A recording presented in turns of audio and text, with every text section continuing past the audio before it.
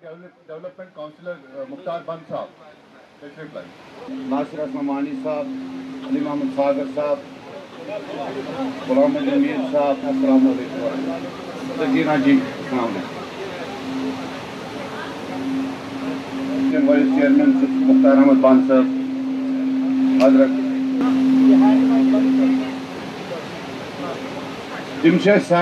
और योर गसन महदूद कर गसन कुछ जाए गसन कि बस गुजारिश कर सारे जुट कर चाहे ना मोहिदी मीर साहब या मौसूदी साहब मोहम्मद खलील बंद साहब जन पढ़मित लिखित दिन ताकि तम कर तथ मज पार्टिसिपेट तो इन वोल वक्त फोन ताब।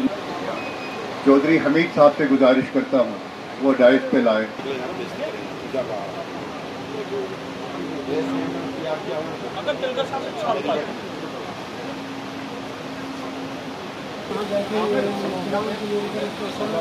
क्योंकि वो एक शायर ने कहा है कि हजारों साल नरगिस अपनी बेनूरी होता है चमन में दीदार पैदा। आज वही सरजमीन पर हमें आप की वजह से जनाब से मुलाकात ना हो सके। कि 2 डीडीसी मेंबर आए हैं, बाकी बच्ची से 2 के साथ बोला सजद वक्त साबित करेगा ना कि वो फोटो शूट था या नहीं था। आखिरकार अगर उस मीटिंग पे पूरी बीजेपी की लीडरशिप बयान देने पे मजबूर हुई, अगर खुद होम मिनिस्टर ऑफ इंडिया जो कि इस मुल्क में सबसे ताकतवर लोगों के लिस्ट में दूसरे नंबर पे माने जाते हैं, अगर वो भी खुद मजबूर हुए इस मीटिंग के बारे में कुछ कहने पे, तो शायद उसी से इस मीटिंग की कामयाबी का थोड़ा सा आपको सबूत मिल जाता है।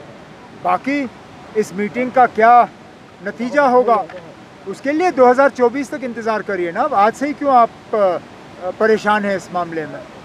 तो राजनाथ सिंह जी का अभी बयान आया है कि जब पीस रिटर्न होगा तो अफस्पा को हटाया जाएगा जेडके से। हाँ, इनके होते हुए तो पीस रिटर्न होगा नहीं, वो तो हमने देख लिया है। जिन इलाकों में 2014 से पहले हम अफस्पा हटाने पे सोच सकते थे, जिन इलाकों को पूरी तरह से मिलिटेंसी से आज़ाद किया गया था, उन इलाकों में दोबारा से मिलिटेंसी देखने को मिल रही है।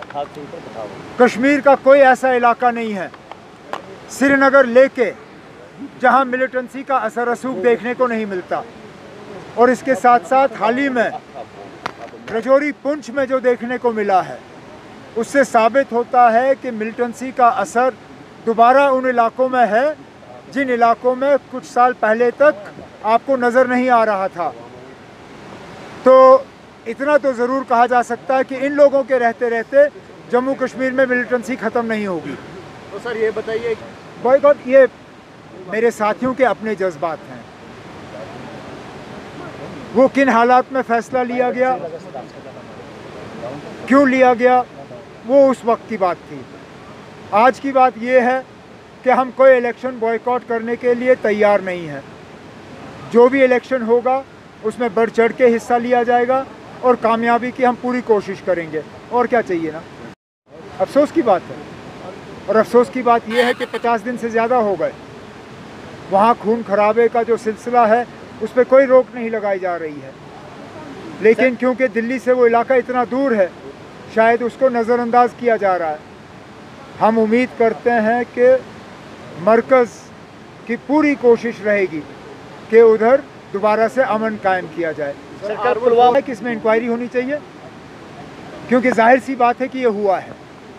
इमाम साहब झूठ नहीं बोलेंगे, और एक नहीं 2 मस्जिदों में ये हुआ है। तो अगर ये हुआ है, इसके पीछे कौन कसूरवार है, उसकी आइडेंटिफिकेशन होनी चाहिए और उसके खिलाफ फिर सख्त से सख्त जो है उनको सज़ा सुनाई देनी चाहिए। शुक्रिया। चलो।